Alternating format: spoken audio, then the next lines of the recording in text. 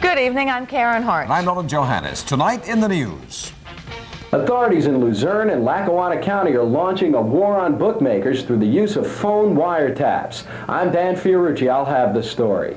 She's never been to Philadelphia, but she got a parking ticket here. I'm Gerry Gartenberg. I'll tell you about it in my Action 16 report.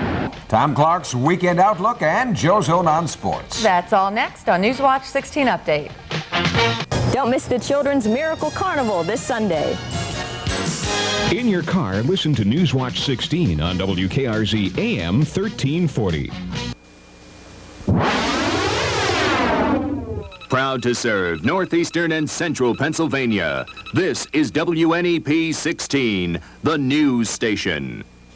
Now, Nolan Johannes, Karen Harch, Chief Meteorologist Tom Clark with his backyard forecast, and Joe's Zone on Sports. This is the Newswatch 16 Update. Good evening. Investigators in Lackawanna and Luzerne County are calling it a major gambling crackdown. Police were out tonight looking for evidence to put away suspected bookmakers. As NYPE reporter Dan Fiorucci says, the investigators hope it'll put a dent in the bookmaking business. It was 6:30 when the first unmarked patrol cars pulled out of the Wyoming State Police barracks. And 2 hours later, authorities revealed they were raiding suspected bookmakers. Literally, it's a multi-million-dollar operation.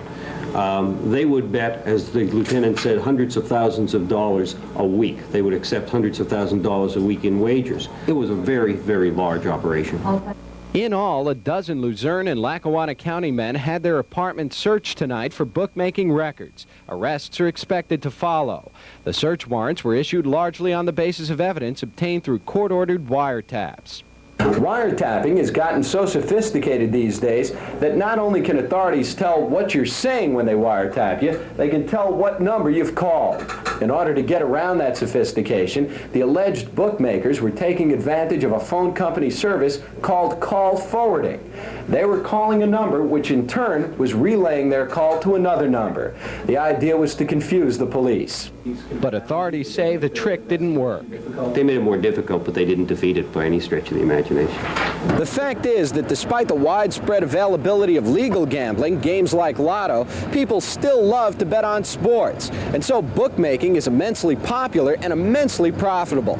Authorities say they'll never be able to wipe out bookmaking completely, but they hope that through the repeated use of wiretaps and search warrants, they'll be able to make things uncomfortable for the suspected bookmakers. The larger picture, you've stunned them, but you haven't knocked them out. Well, yeah, maybe we've got them halfway to the canvas. We'll keep punching. Dan Fiorucci, Newswatch 16. The FBI tonight is still searching for a van that is believed to be carrying $250,000 in payroll checks. The van was stolen in Scranton today. The payroll checks were for workers at the Sandvik Steel Company in South Hegins Township. The firm says the workers will still get paid. The van belonged to Specialized Parcel Delivery Service of Scranton. Police still don't know who could have stolen the truck. Sometimes when big city police departments try to enforce parking regulations, there are all kinds of mix-ups. In fact, sometimes people who never even visited the city get a parking ticket. In tonight's Action 16, Gerry Gartenberg helps a woman from Lackawanna County who got a ticket from the city of Philadelphia. Charlotte Spano of Old Ford says she never drives her 1973 Buick very far, just around town to do her shopping. So you can imagine her surprise in April when she got a ticket from the Philadelphia Parking Violations Bureau. The ticket said Mrs. Spano owed $25 for parking her car illegally in Philadelphia on February 28th. Mrs. Spano wrote to the Parking Violations Bureau the same day she got the ticket. She told them there must be some mistake because she's never been to Philadelphia in her life. She didn't hear anything until May 8th, the day she got a summons ordering her to either pay her ticket or show up in the Philadelphia traffic court. Otherwise, the court would issue a warrant for her arrest. When Mrs. Spano read that, she called the court and again tried to explain the mistake. I kept trying to tell them that my car wouldn't make it to Philadelphia, that it was never there. I told them that it was an old car, but I didn't get any response from them at all. So that's why I contacted you. Action 16 came here to the traffic court in Philadelphia to see if we could solve the problem for Mrs. Spano. We checked the records and found the ticket issued to Mrs. Spano's 73 Buick should have gone to someone owning a 1983 Dodge. The traffic court immediately dismissed Mrs. Spano's case. Officials at the Parking Violations Bureau say they usually spot mistaken tickets like the one issued to Mrs. Spano before they get to the traffic court. But a judge at the court showed me stacks of complaints from people all over northeastern Pennsylvania. People who say they're getting stuck with Philadelphia parking tickets they don't deserve. If you're one of those people, you don't have to come all the way down to the traffic court here in Philadelphia. Just send a letter along with a copy of your license to President Judge, 800 North Broad Street, Philadelphia, Pennsylvania, 19130. The judge says if you do that, you won't have to worry about paying a mistaken parking ticket from Philadelphia anymore. Gerry Gartenberg, Action 16. Still ahead, plans to prevent a possible disaster in Schuylkill County. Boom Boom Mancini won the WBA lightweight title with power and non-stop attack. He'll put that crown on the line in his 5th title defense as he takes on the dangerous #1 contender, Livingstone Bramble. This could be Mancini's toughest test. Plus, Johnny Bump City Bumpus will defend his WBA junior welterweight title against hard-punching Gene Mad Dog Hatcher. It's all live tomorrow night at 8:30 right here only on WNEP TV 16. Some people in Schuylkill County may be in danger, and that's why Hegins Township officials are telling them they should move out. The people live along a creek near this mine tunnel. We told you last week that some residents of Hegins Township are worried that billions of gallons of water are backing up inside since the entrance to the tunnel is blocked. They're afraid that if it breaks, it could be disastrous. DER says it'll fix the mine tunnel problem probably within 2 weeks. Despite a mine flushing project 7 years ago, an old mine shaft in Luzerne County has caved in, and it could have been deadly.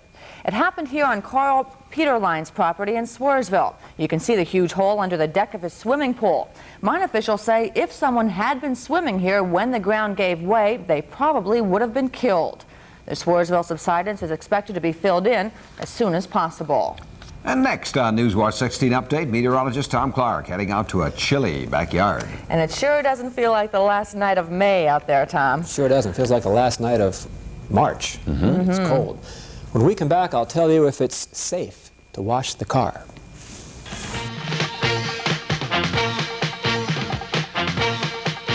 To join WNEP TV and the Children's Hospital at Geisinger Medical Center for the Children's Miracle Network Telethon.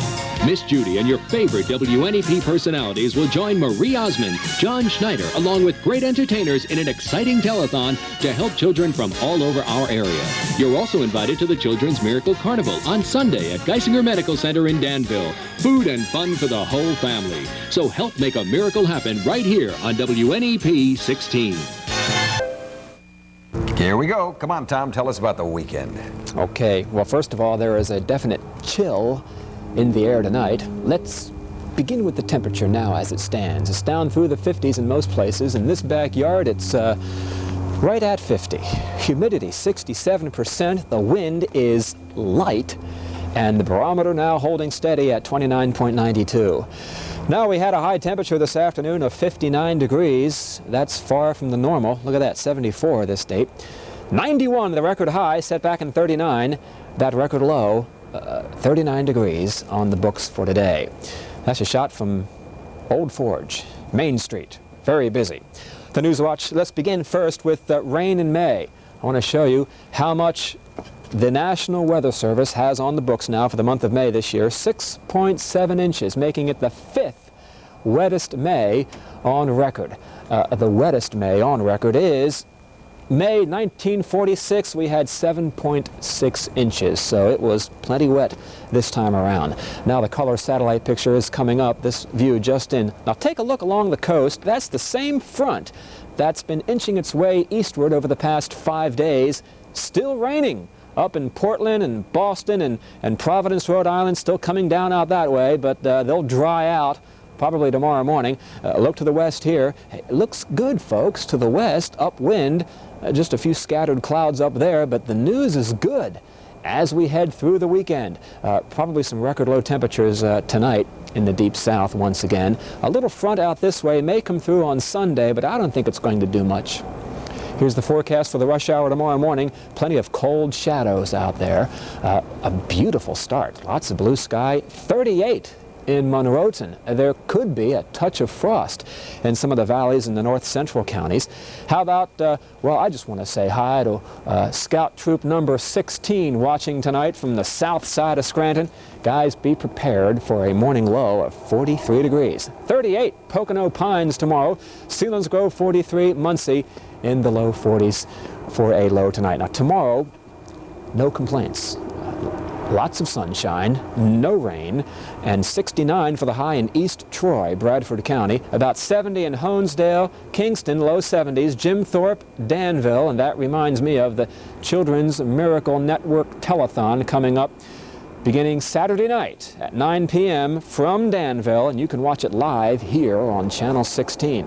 A lot of activity going on. 73, the high tomorrow in Lock Haven. Now, let's get to the sunrise and sunset for tomorrow morning. If you're up early enough, 5:33, and sunset at about 8:29 tomorrow evening. Beautiful sunset tomorrow. Cold tonight, sunshine tomorrow, 71. A nice day on Saturday, still dry, 76 for the high. Look at Sunday, a warm day, some sunshine, near 80. And if it rains on Sunday, it will do so for no more than 20 minutes. So a good day coming up. Monday, fair and 77. Tomorrow begins the 1984 hurricane season. And the first two names, Arthur and Bertha. Nobody on our staff. Okay, thanks, Tom. Coming up, graduating with class. Plus, Game 2 of the NBA Finals, the Celtics' revenge, and the Phillies' move on first place. Joe's Own and 16 Sports Screen next. The telethon is coming, June the 2nd and 3rd. Hey, guess who's in first place? Yeah. The Phillies are back in first. It's the end of May. Let's hope they can stay there until when? October? Phillies did a nice job on the guys from the other division past few weeks, but tonight, chance to make hay in the East, the first place Chicago Cubs. And take a look at it right here. Phil's ahead 1-0. Ron Say double scores Mel Hall 1-1. Phil's second. Von Hayes, a single up the middle, scores DeJesus. That makes it 3-1. Schmitty then follows with a single up the middle. That'll score Samuel and Hayes. That makes it 5-1. And then Lascano, single up the middle. That scores Mike Schmidt. That makes it 6-1. Matuzik, single to right field. LaFay beats the throw to the plate. That makes it 7-1. Phillies with a big inning go on to win 10-2. Hudson gets the win. Scoreboard, check it.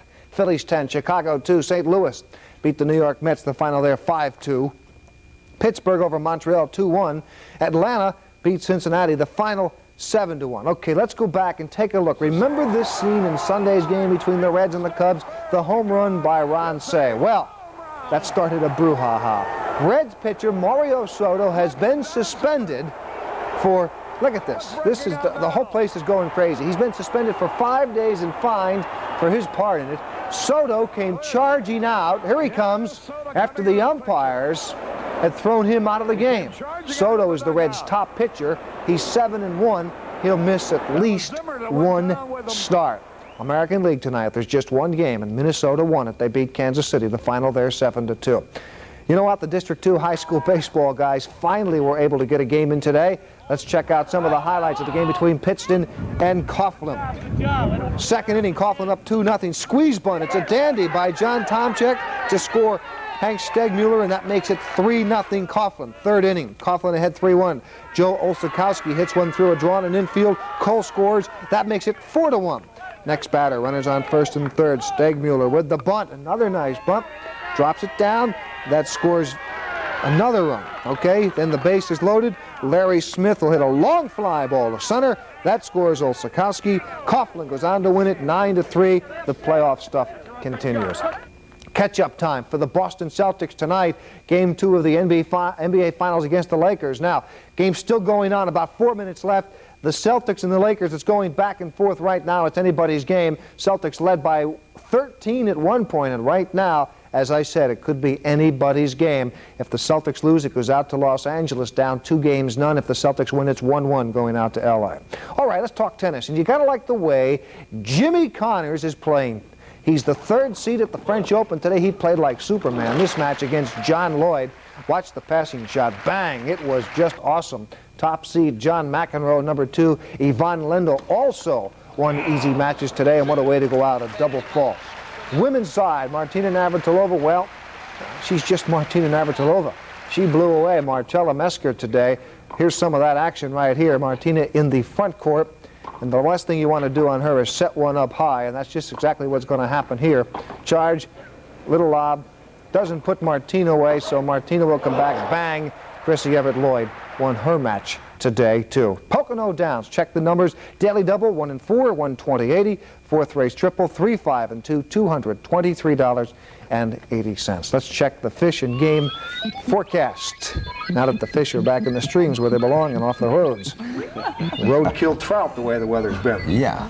And you will have trout on Pennsylvania Outdoor Life this weekend, right? We sure will, along with shad and all those other things. Okay. Thanks, Joe. Still ahead, the will to succeed. A story of real determination when we come back.